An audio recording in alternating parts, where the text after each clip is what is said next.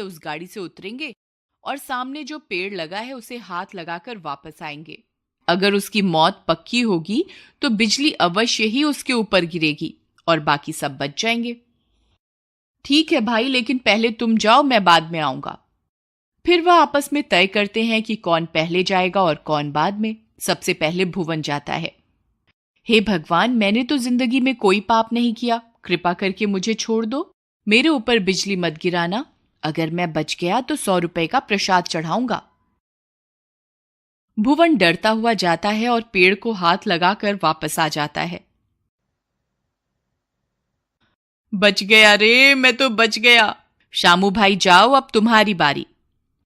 भुवन भाई, तुमने भगवान को क्या बोला जो उन्होंने तुम पर बिजली नहीं गिराई? भाई, मैंने तो 100 रुपए का प्रसाद चढ़ाने का वादा किया है। अच्छा। हे भगवान, मैं 200 रुपए का प्रसाद चढ़ाऊंगा, कृपा करके मेरी जान भी बख्श दो। इतना बोलकर शामू भी पेड़ को हाथ लगाकर वापस गाड़ी में आ जाता है।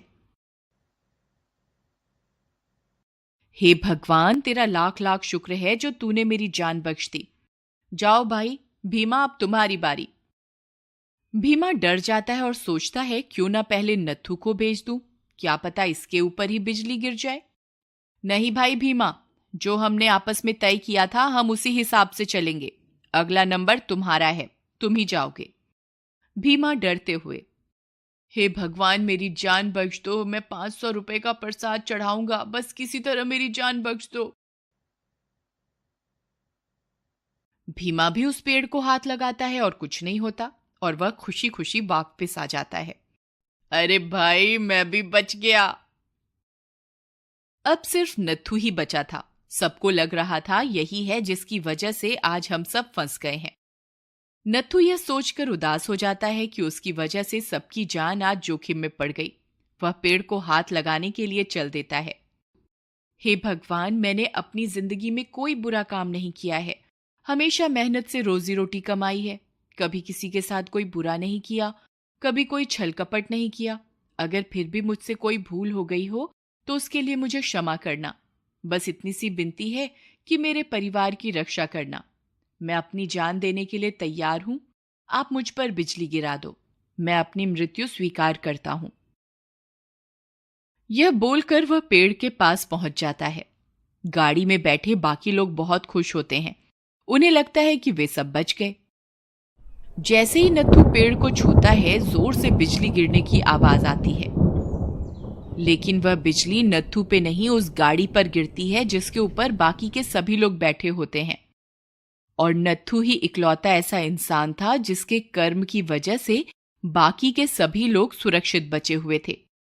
नत्थू की वजह से ही गाड़ी के आसपास तो बिजली गिर रही थी, किंतु गाड़ी के ऊपर बिजली नहीं गिर पा रही थी क्योंकि उस गाड़ी पे नत्थू था। लेकिन इन्होंने उसी को गाड़ी से उतार दिया। नत्थू यह सब देखकर बहुत उदास हो जाता है। हे भगवान, अगर मैंने अपनी जिंदगी में कोई अच्छा काम किया है तो कृपा करके मेरे बाकी के दोस्तों को भी जीवन दान दे दीजिए भगवान।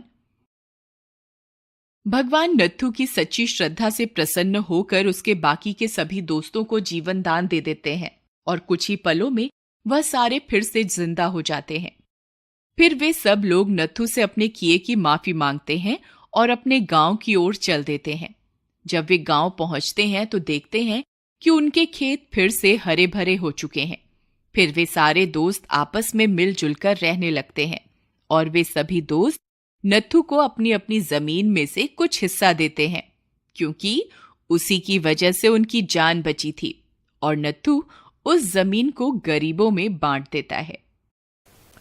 अक्सर चुनौतियों से, संघर्षों से हम डरते हैं, लेकिन संघर्ष ही तो हैं जो हमें और अधिक मजबूत करते हैं और जिंदगी की कठिनाइयों से लड़ने की हिम्मत देते हैं और हमें सक्षम बनाते हैं, कुछ भी कर पाने के और कुछ भी कर गुजरने के। इसलिए जिंदगी में कभी भी कोई चुनौती आई तो उसे घबराइए मत, बल्कि हंसकर उसका सामना कीजिए।